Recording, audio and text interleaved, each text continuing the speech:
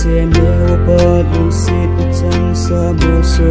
ding pi le purin kangang sinya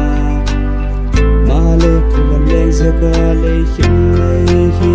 gen pi ke tira ko phak me yen mong ding tin tu I pram se te pa gelin koi a pai bang tha ben a sing in sol ta ba kin nang mai ana me ka ka na mit ni va ka sa